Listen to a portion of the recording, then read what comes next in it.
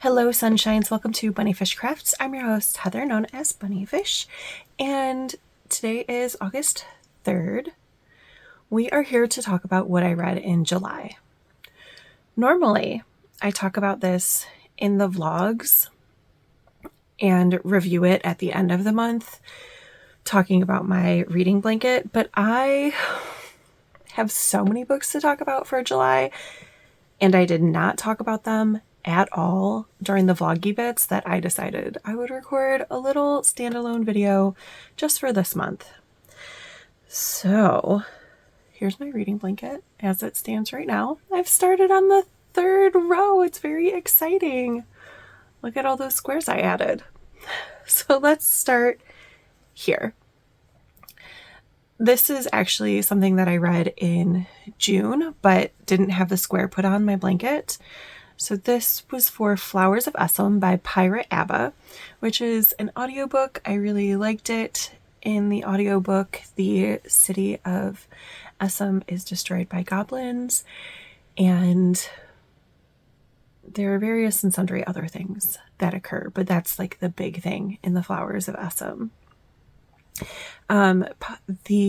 It's book three? Yeah. Book 3 of the Wandering Inn series, which I am enjoying immensely. And I think that my plan right now, there's 19 audiobooks available right now. My plan is to listen to one. Well, I want to listen to one in August, and then starting when I go back to school for the school year, I'm a teacher, is to listen to a book every 2 months. The way I've been doing it this summer is while I'm spinning, but we'll see. It'll probably just be my background noise all the time while I'm at school. Not at school, like in the mornings at school and stuff. So, Flowers of Esthelm. This is a square for Fortunes of Jaded Women, which I also finished in June, but didn't make the square for. And I really enjoyed that book. It is about a family of women who are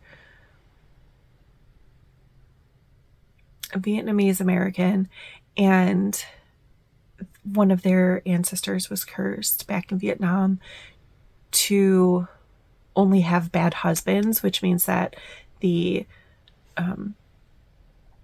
mothers can't go back to the altars of their children because men are in charge of. This is what I remember from the book. I am not an authority. This is what I recall from the book. Men are in charge of putting up the altars, and so the bad husbands wouldn't put the moms and grandmas on the altar, is my understanding. So it's just a bunch of instances of poor partner choices and things like that until we get to the current generation who maybe breaks the curse. You don't know if they do or not for sure, but it seems like by the end of the book they're working that way. It's really, really cute. I really, really like the book. And if anybody would like it and it lives in the US, I would be happy to send you my copy. It did take me a little bit to get into it, but then once I got into it, I really liked it. My third book and first book of July was Fugitive Telemetry, which is the first book. Nope, not the first. Which is like the 5th or 6th book in the Murderbot Diaries. I like it very, very much. It's very interesting. It's like an enjoyment scale 3 because I'm not like, oh my gosh, everybody go read this, but I enjoy it. And I think I only have one book to go, maybe 2, which is kind of sad because I really like Murderbot. Then I listened to, you can tell because it's got the eyelets in it, Cursed Daughters. I don't remember who that's by, but there's a picture on the screen right here of the cover. And I started listening to this as the same time as I was reading The Fortunes of Jade Daughters. And this is also women cursed by one of their ancestors is cursed to never find love sort of situation. And it's a curse on the women only. And yeah, I was like, wow, this is a weird parallel. Is someone trying to tell me something right now? But this one is about women in Africa, and it's both of those books are set in modern times, but it also flashes back and forth between different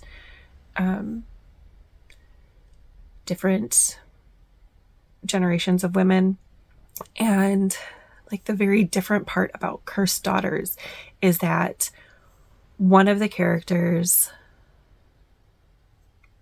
unalives herself.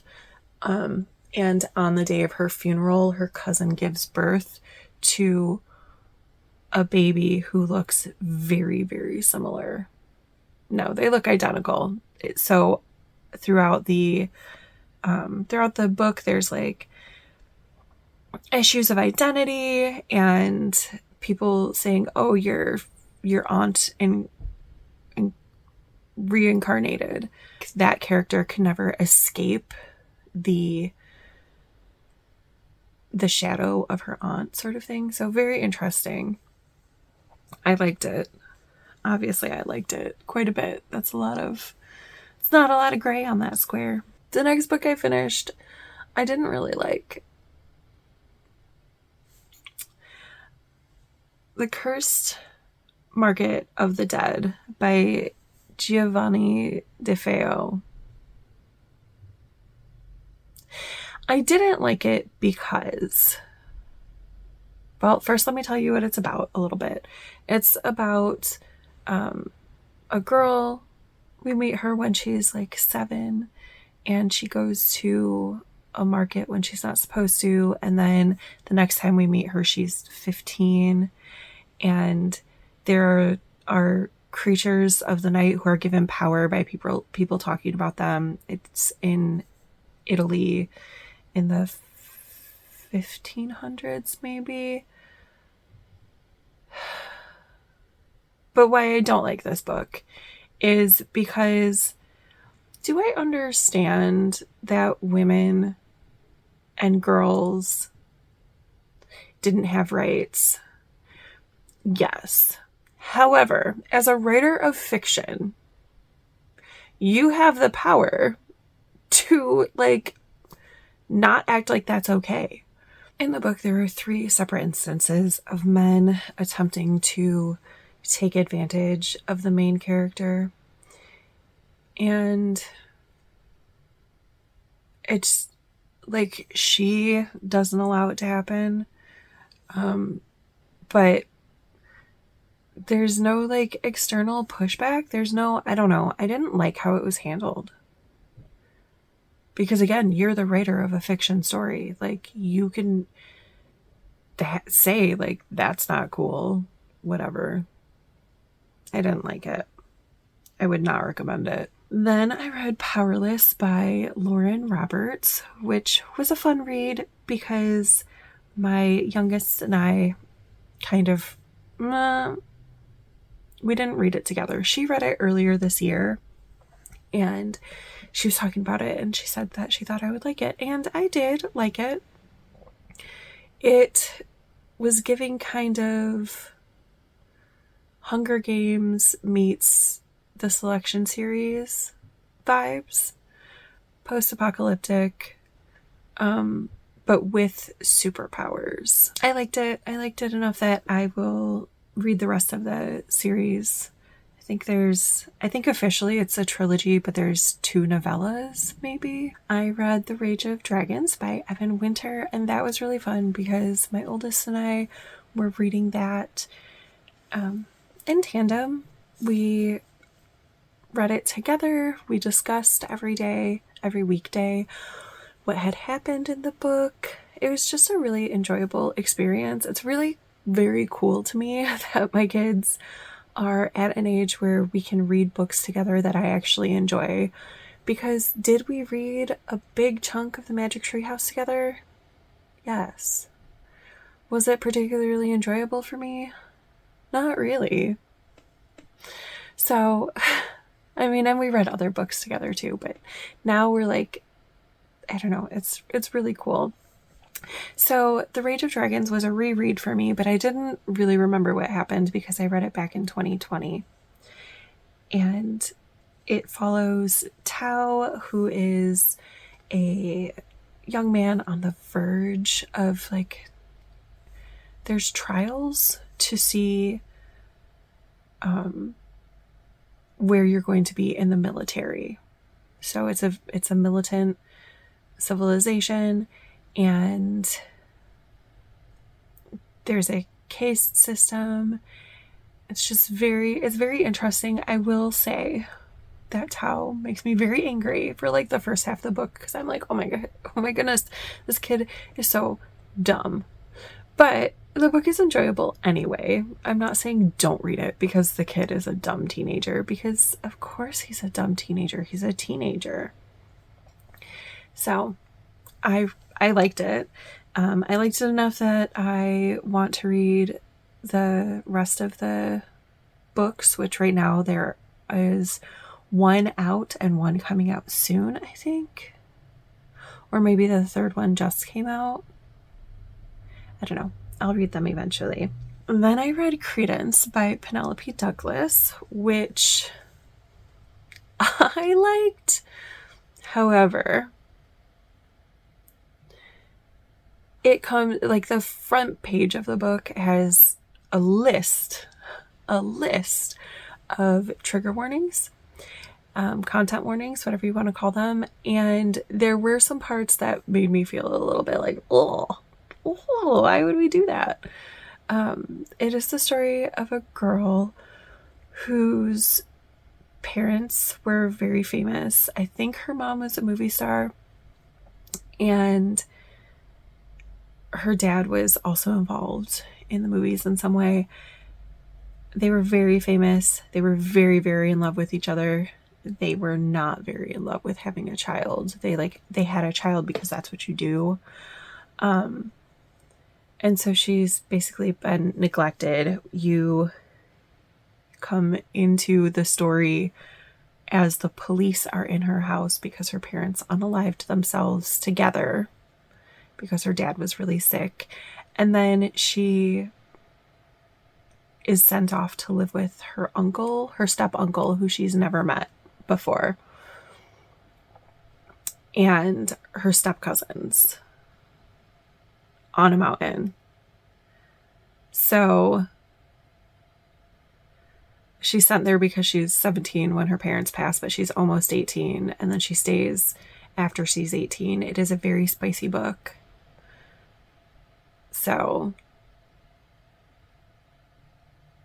I already knew what I was going in for, right? Because I've read some of Penelope Douglas's other books, and they have, like, questionable content, but I like her writing style. So it's not for everybody, even though I really enjoyed it. I recognize that it is definitely not something that everybody would read. In fact, my littlest, she watches this one person on TikTok who basically, she reviews books, but she flames books. And my daughter was like, this and this and this is going to happen in the book. And I was like, okay, well, spoilers, rude. And then right before I started it, she said, if you don't like the book, don't say I didn't warn you. It was the funniest thing, because I did enjoy the book. I don't think my daughter would enjoy it ever. First of all, she doesn't read books like that, and she doesn't intend on reading spicy books until after she's 18. But I don't think that I would ever recommend this spicy book to her. But one of my teacher friends recommended the book to me, so, you know, whatever. It's not for everybody, but it's for some of us.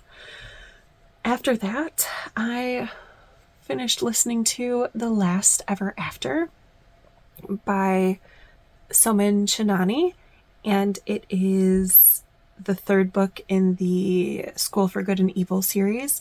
I listened to it specifically because it was one of the books on my bookish bingo. It was available to download from Libby, which I just started using in July.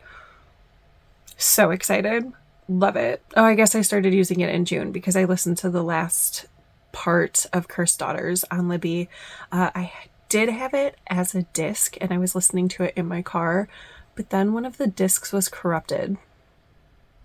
So I couldn't listen to it, and I returned it to the library and informed them that the disc was corrupted, but it's like, no, what am I going to do? But it was on Libby, and I didn't have to wait that long to be able to listen to it, so that was super exciting. Anyway, in the last Ever After, we are with Sophie and Agatha again, and Tedros is there, and Sophie has thrown in with the schoolmaster, who is the big bad, the big evil, and Agatha and Tedros have to try to break their union because Agatha and Sophie are best friends, and because of what's going on, like do you have any idea about what the series is about? Okay, let me pause. Let me bring it back. So the series is about Agatha and Sophie, who are from like the reader world, and they get transported to the School for Good and Evil, which is where all fairy tale characters go to become fairy tale characters. And Agatha and Sophie are the characters of the current book that the Storian is writing, which is a magical pen that writes fairy tale stories based on the kids who go to the school. And yeah, so their story's not over. And the fairy tale world is dying because Sophie is with the schoolmaster. It's a lot. It's a lot to follow, but it's really enjoyable. It's a fun read, a fun little kid read. Yeah, I think it's pretty good. If you have middle schoolers who are at all into, or even like upper elementary, like maybe 4th grade, 5th grade, who are into fairy tale things, this might be a fun book series for them. I started reading it with my littlest when she was going through her fairy tale phase, and she liked it, but she didn't continue on with it. But I like it, and especially if I can audiobook it, because the books are long. The Ever After books, the School for Good and Evil books, they are longer books. But as an audiobook, super enjoyable. I also read a book called A Mango-Shaped Space by Wendy Mass. And it was okay. It was actually really cool. I want to have a book club for my students in March, and this is one of the contenders for books that I would like to read with them, because I'm going to pick just one. It follows a girl, Mia, who has synesthesia, which means that you experience 2 senses at once. So for her, when she hears sounds, she sees colors and shapes. And also, when she reads words, like certain letters are associated with certain colors. Yeah. And at the beginning of the book, she does not have a diagnosis, so it follows her through the diagnosis process. And hers was really, really quick and easy. I feel like that's not a typical diagnosis path.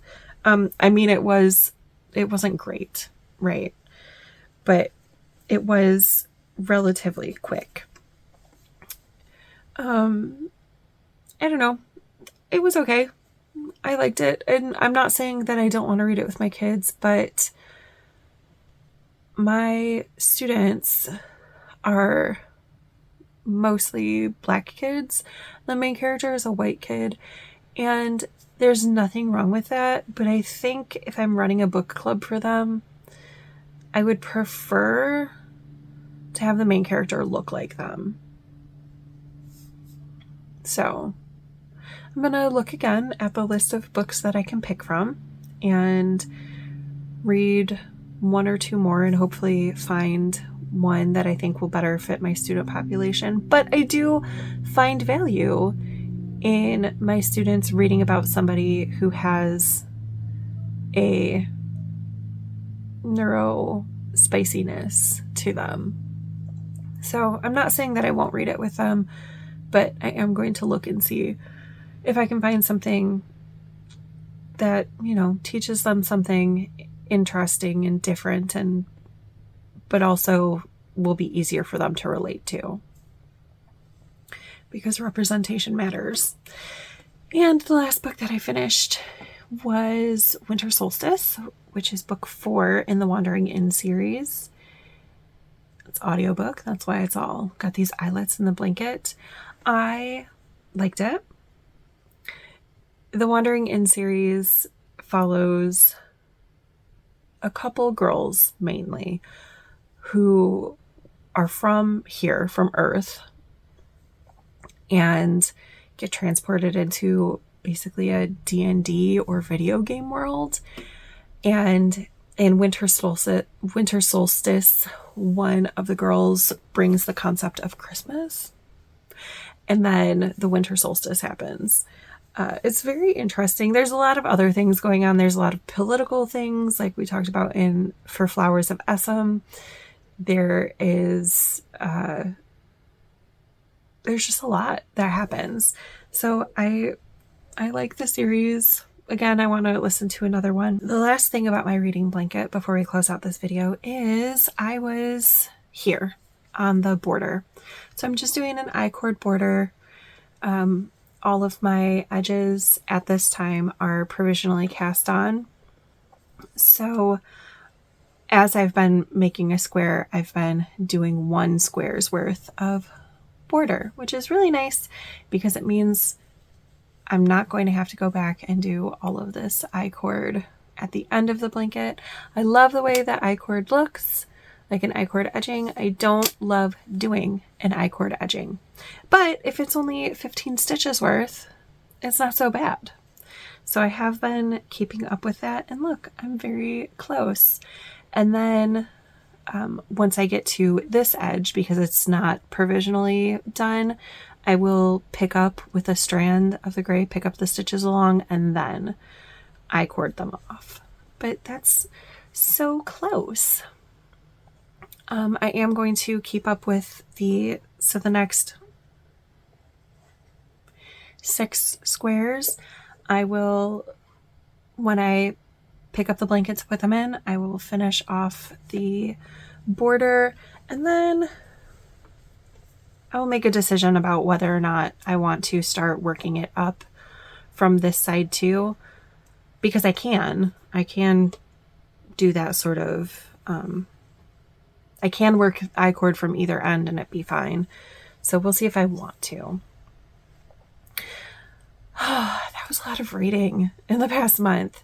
Thank you so much for joining me as I talk about it. If you have any questions about anything, please leave them down below. I'd love to have a conversation with you. If you liked the video, hit the like button.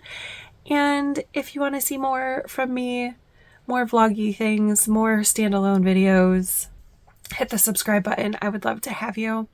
Thank you so much for watching, and I will see you again so soon. Bye for now.